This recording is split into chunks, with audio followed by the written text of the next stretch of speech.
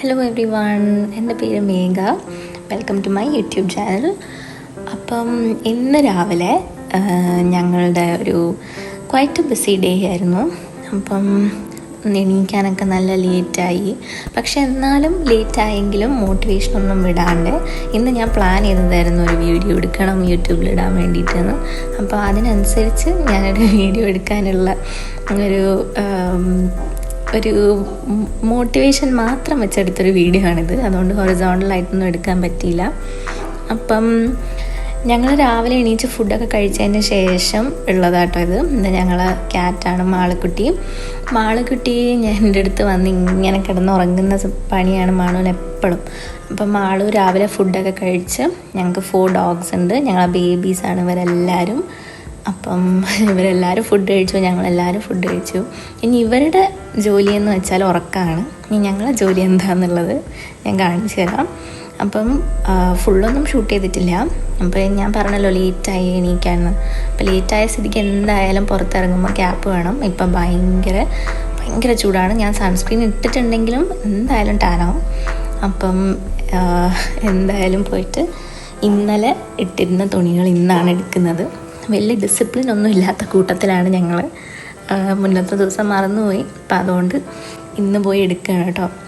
അപ്പം ഇതിൻ്റെ എല്ലാം ഇടയിൽ ഞങ്ങളെ സൂക്കിക്കുട്ടി ഇപ്പോൾ ഓടി വരും. സൂക്കിക്ക് എന്തെങ്കിലും അനങ്ങുന്ന ഒരു സാധനം കണ്ടു കഴിഞ്ഞാൽ അവൾക്കത് വന്ന് പിടിക്കണം, കടിക്കണം എന്നൊക്കെയുള്ള ഒരൊറ്റ ചിന്തയെ അവളെ മനസ്സിലുള്ളൂ കേട്ടോ. എന്താ വരുന്നത്. അപ്പോൾ അവൾ അതിനുള്ളത് ചെയ്യാൻ നോക്കുകയാണ്. അപ്പോൾ അവൾ അത്യാവശ്യം ട്രെയിൻഡാണ്. അപ്പോൾ അവളടുത്ത് നിർത്താൻ പറഞ്ഞു. അവൾ സ്റ്റോപ്പ് ചെയ്തു. അപ്പം ഞങ്ങൾ രണ്ടാളും ഇനി ഇതൊക്കെ ഉള്ളിൽ കൊണ്ട് വയ്ക്കാൻ പോവുകയാണേ. അതിൻ്റെ ഇടയിൽ ഞങ്ങളിപ്പോൾ താമസിക്കുന്ന വീട് റെൻറ്റിനാണ്. അപ്പോൾ ഇത് കുറേ പഴയൊരു വലിയ ചെടിയായിട്ട് വളർന്ന് നിൽക്കുക കേട്ടോ. അപ്പോൾ ഈ ഒരു ചെടിയിൽ ഫ്ലവേഴ്സ് ഉണ്ടാവും ഞാൻ വിചാരിച്ചിട്ടില്ല. പിന്നെ അതുപോലെ ഇവിടെ ഉണ്ടായിരുന്ന മാവാണ്. അപ്പം ഞാൻ വളമൊക്കെ ഇട്ട് കൊടുക്കാറുണ്ട്. ആദ്യമായിട്ടാണ് അത് പൂക്കുന്നത്. പിന്നെ എൻ്റെ കുറേ ചെടികളൊക്കെ നശിഞ്ഞു പോയി. അതിനകത്ത് ഇപ്പോൾ കാണാൻ ഭംഗിയുള്ള ഒരു ചെടീൻ്റെ വീഡിയോ ഞാൻ വെറുതെ എടുത്താട്ടോ. അപ്പം ഇതെൻ്റെ പാർട്ട്ണറാണ്. ഞാൻ വീട്ടിൽ നിന്ന് സോയു എന്ന് വിളിക്കും. അപ്പോൾ എൻ്റെ സോയു വർക്ക് ചെയ്യാൻ ഓൾറെഡി തുടങ്ങിക്കഴിഞ്ഞു. അപ്പം ഞാനും വർക്ക് ചെയ്യാനുള്ള ഒരു ഇതിലേക്ക് കടക്കുന്നു. അപ്പോൾ എനിക്ക് അത്യാവശ്യം മോട്ടിവേഷനും പുഷും ഒക്കെ വേണം കേട്ടോ. എനിക്ക് സോയനെ പോലെ നേരെ ചാടിക്കയറി അങ്ങോട്ട് വർക്ക് ചെയ്യാൻ കഴിയില്ല. അപ്പം ഞാൻ ഇങ്ങനത്തെ ഓരോ ചെറിയ ചോർസൊക്കെ ചെയ്ത് ഒരു എന്താ പറയുക ചായയൊക്കെ ഉണ്ടാക്കി കുടിച്ച് അതിനൊക്കെ ശേഷമാണ് ഞാൻ ഇതിലേക്ക് കടക്കുക.